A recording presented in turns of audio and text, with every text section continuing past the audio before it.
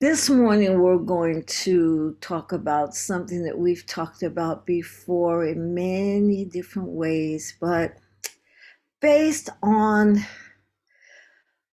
what I'm seeing in the world, you may not be seeing it, but based on what I'm seeing in the world, I thought that actually I didn't think anything. I was guided to speak about this again.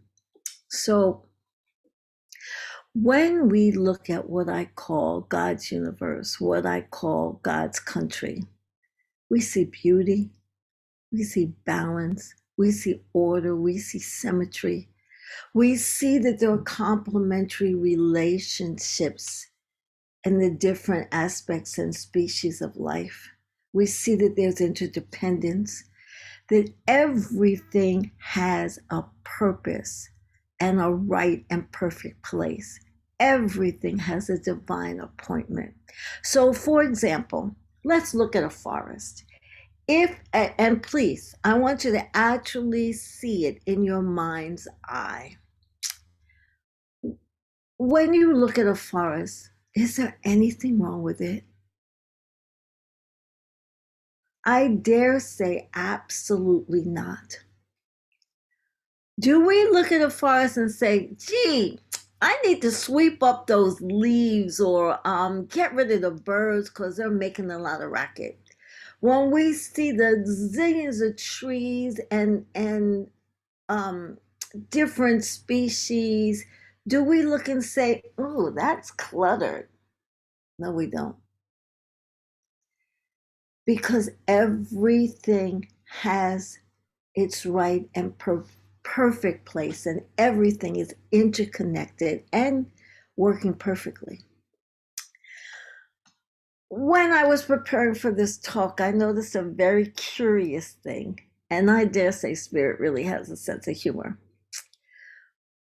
When you look at a forest, when you look at the earth, the floor, the foundation, the ground that we stand on is dirt.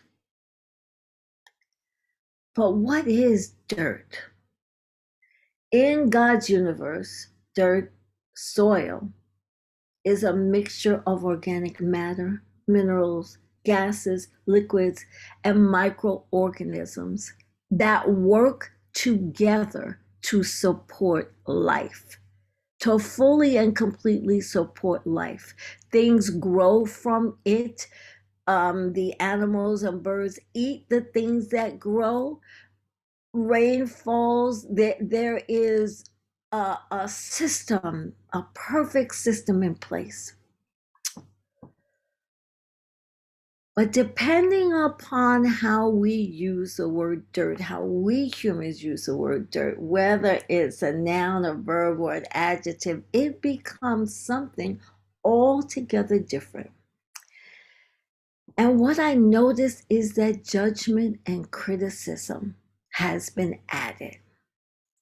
So, according to Webster, dirt is a filthy or soiling substance such as mud or dust or grime.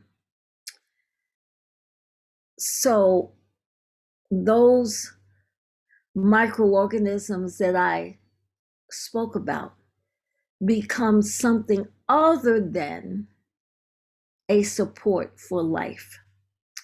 We have in our soil bacteria, we have germs, we have funguses, we have viruses, we have all kinds of things in our soil. And what has happened with us is that we have somehow decided that dirt isn't okay, that it's not cool. It's okay in the forest, but outside of that context, it's not okay. I can't tell you exactly where this happened. We could speculate, but this is a very interesting perspective because in God's world, there's balance and order, and everything has its rightful place. And if it's not in its rightful place, if it's not in balance, if things are not in order, then it becomes harmful and it can create disease. So we have different kinds of dirt. There's spiritual dirt and there's physical or material dirt. Everything, though, is energy. Everything that exists is some form of energy, some form of that God essence, some form of that life spark. And there's energy that produces and supports life. And then there's energy that destroys and maims life. So if you have love and kindness and integrity and compassion, that supports life. If you have gossip and meanness and dishonesty and separation, that does not support life. It creates problems and it maims life. So, how does this translate into our everyday lives? So, what we do is we assess things, we evaluate, we assign a value to something based on our understanding and based on our experiences. And we also hopefully discern. Discernment means the ability to judge well, meaning with insight, with spiritual vision and awareness. So when we look at our world, what do we see? Take a moment. When you look at your world today, what do you see? What's the first thing that comes to mind? And I'm not going to say that C word.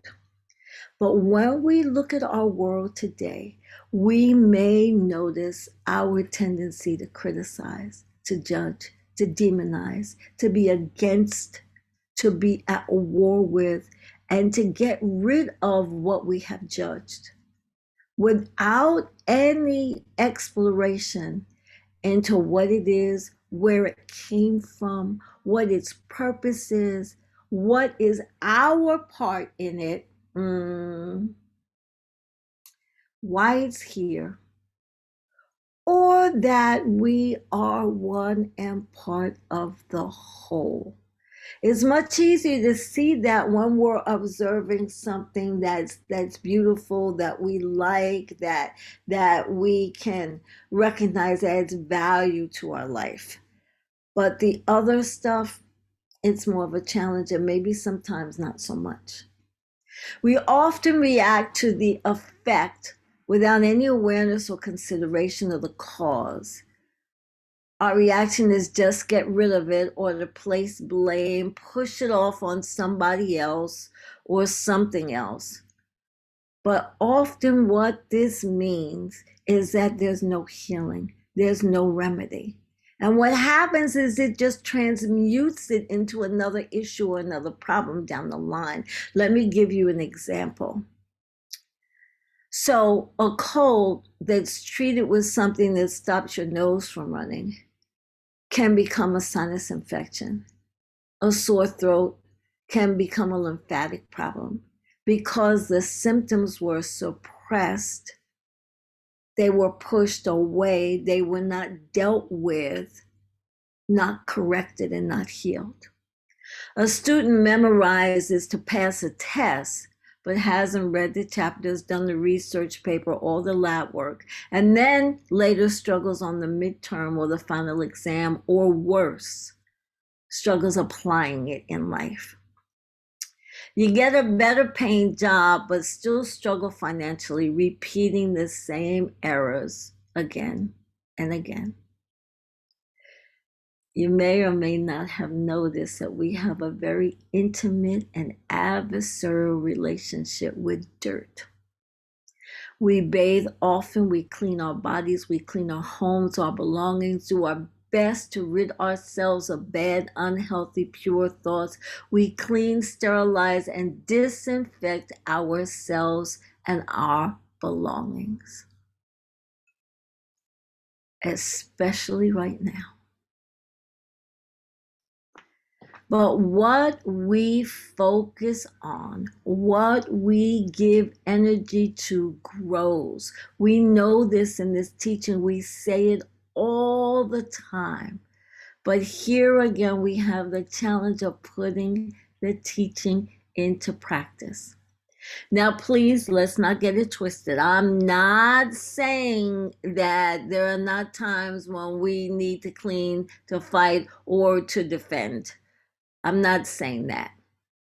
What I'm saying is that rather than looking at the possibility that there's a need to restore balance, to adjust our beliefs, to change our minds, to change our thinking, to change our behaviors, we react. We disagree, we fight, we blame, we judge. And the thing is, it's so powerful when we take responsibility for something, not blame, but responsibility. When we live from the awareness that we're one, that we're interconnected and interdependent. Taking responsibility means empowering ourselves to correct the problem. So, what I'm postulating is that we can contribute to cleaning up our world by taking responsibility and deciding what we're willing to do rather than looking for experts or somebody else to do it for us. We do these things in our lives every day. We put things in order. We put things away when we finish with them. We do the things that we believe will create health and prosperity and wholeness. But there are places, obviously, that we're not addressing. Because when we look at the world that we're a part of, we see things that are dirty, that are not good, that we judge, that need to be cleaned up. Forgetting that everything in the universe has its rightful place and purpose. So at home, we disinfect, we sterilize, we clean up anything that might cause disease on the material plane. But what about spiritual solutions to the dirt and the grime in our world? What intentions can I hold? What decisions can I make? What can I be a stand for? And what can I contribute? What can I do to provide a solution? What can we use to clean up, clear out, allow, cooperate, coexist, create more harmony in our own private but very powerful, influential lives, in our own private, powerful, influential areas of oneness? Which means what? It's not really private. We just think it is. So if enough of us make a decision, if enough of us choose to and decide to create a solution, we can reach critical mass and things can change by just setting the intention and doing our spiritual work, our spiritual cleanup that we choose to contribute and make a difference to the world. So, what spiritual tools do we have that can impact, influence consciousness, shift energy? What spiritual tools are akin to bleach, alcohol, ammonia? I'm not naming those other products because we're not doing commercials. How can I make a difference? What I know is that we are made in the image and likeness of God. We are divine, loving, powerful, creative beings, and we can live lives of inspiration and kindness. In nature, we see order, purpose, balance, harmony. And so I invite you this morning to take a look at what matters to you, what touches your heart, what you see in the world that you want to change, what you want to create, what you want to see happen differently. What would you like to clean up in your world, in the world? Were you willing to take a few minutes and get out your spiritual scrub brush, plant a flower, fix a broken idea, bathe a wounded spirit with some love and kindness, provide encouragement by contributing to a struggling business, or simply take the time to listen to someone and create a smile? I would like us to remember our value and worth, and that we have the ability to make a difference and be the difference in this world by using our consciousness, our thoughts, our minds, by making decisions, by having an attitude that contributes, by taking an approach that helps, by actions small as a smile, an act of kindness, a solution to cleaning up what needs to be cleaned up in our world. So I invite you to pick something. What will yours be? I'm seeing messages in the chat. For example, even disease has its purpose.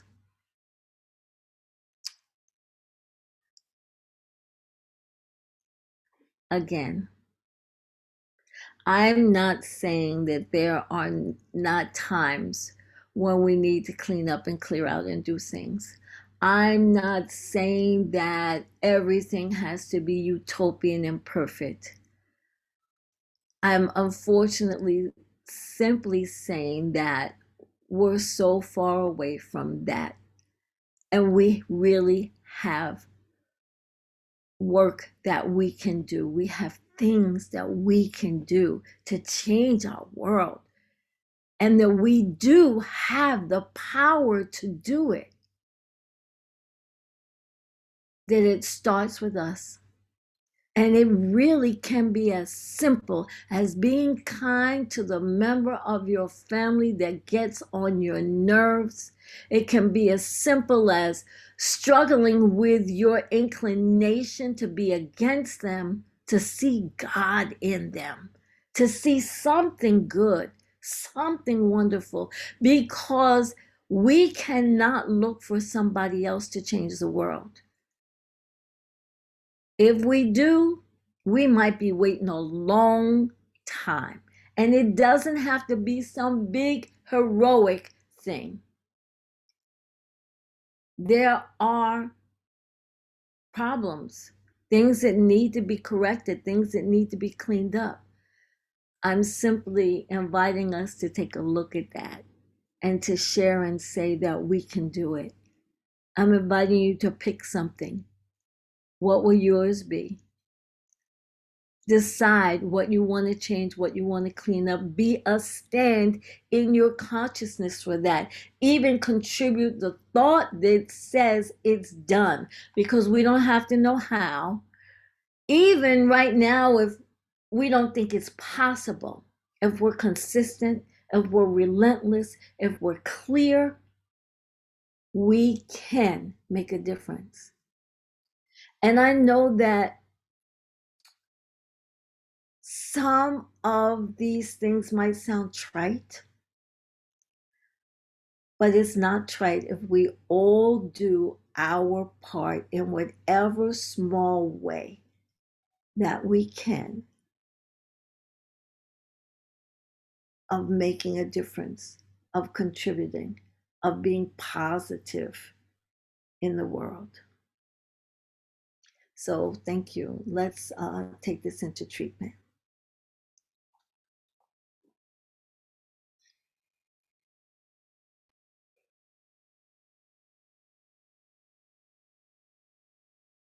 So what I know is that there is a power and presence that I call spirit. I know that it creates all of life. I know that it is infinite and unlimited, that it sustains and maintains all of life. I know that each one of us is created by this power and presence. Each one of us has within us this power and presence that it expresses in and through and as us. That this power and presence provides us with exactly what we require. That this power and presence expresses so that life is ongoing and continuous no matter what. I know that my own unique area of this oneness, my own unique area, my own unique experience, my own unique expression, my own unique understanding of this power and presence contributes to the whole, contributes to the one. I know that this presence is expressing in and through me as it intends life to be an experience of beauty, of harmony, of wholeness, of inspiration, of love, of divine connection, because there is only one. And so, what I know is that as I relate to, as I open to, as I interact with this divine creative intelligence, as I allow this love to express through me, to grow, to expand, I am divinely guided, I am divinely inspired, and I have the ability to create more beauty, more wholeness, more love, more health, more power, more prosperity, more cooperation, more of everything good in this world. I know that this is the truth.